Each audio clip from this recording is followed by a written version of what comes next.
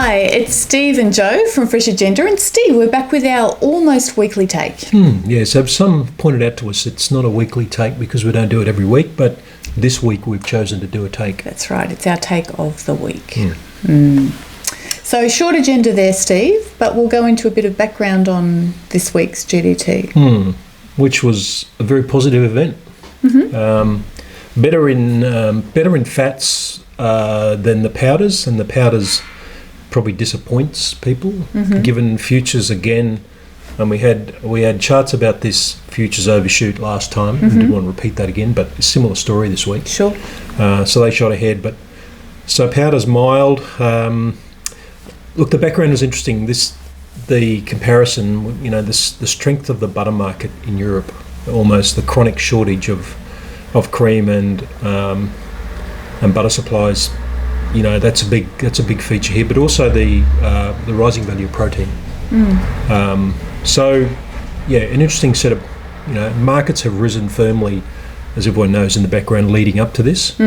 So it was probably a surprise that some of it wasn't as the improvements weren't as emphatic as what were expected because of those background fundamentals. So look, again, just a few pictures. Yes. Rather than a whole lot of words. That won't stop me using a whole lot of words though.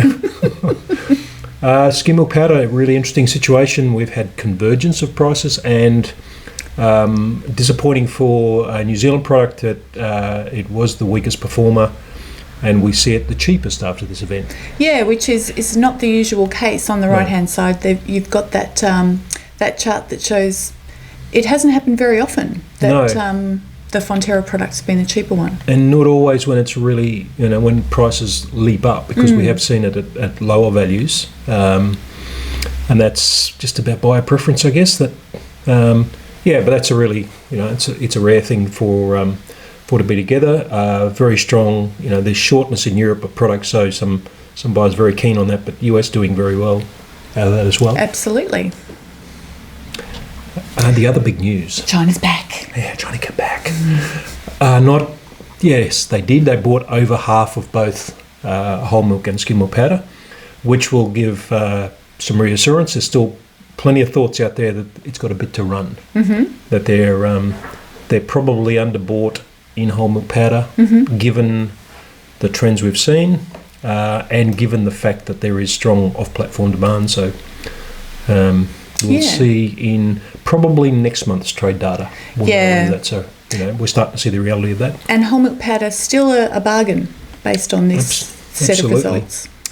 When you look at where fat prices have got to, and I'm coming back to your point with one step in. Firstly, that the European market has driven up fat values very strongly. And you can see there the cream range in recent quotes and the fat equivalent of butter, and on the right-hand side that pulls them way above the competitors in the last few weeks. And US product looking like a real bargain there, Steve. If you can get the spec. Yeah.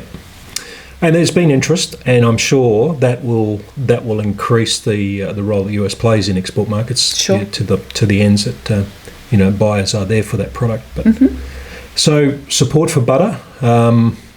And butter moved up to almost parity with AMF after being, under for about 10 events.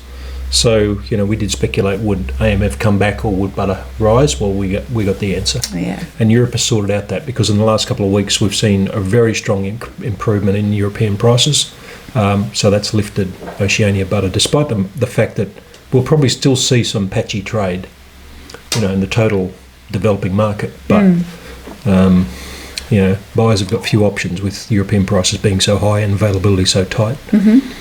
So what does that mean? We've seen that shadow value pull up further, that recombining value to one of the, we've gone past the highest we've seen in that bottom chart, the highest discount, if you like, for that whole milk powder represents. So that'll probably be supportive of whole milk powder as we go forward. Yeah. So expect the firmness to continue, because it's hard to see that fat and protein are going to fall from here quickly.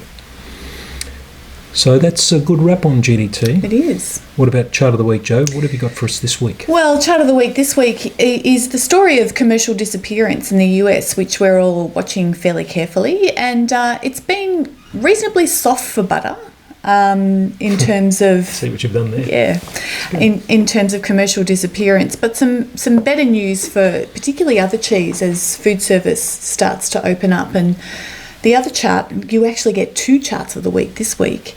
Just seeing that retail sales comparison of food service versus grocery in the US as things do open up across the country. Yeah, I still think though if you went to look at open table data and you went to look at other indicators of activity and movement, food service still got a long way to go to come back. Sure. And while the butter numbers, they're patchy, the monthly numbers were a bit freaky, so we've looked longer here. We've got a 6-month rolling, which is probably a better...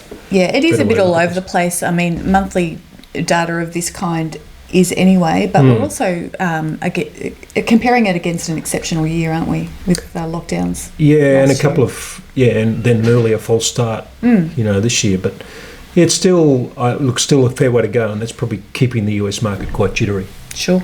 But that's good. That's all we got.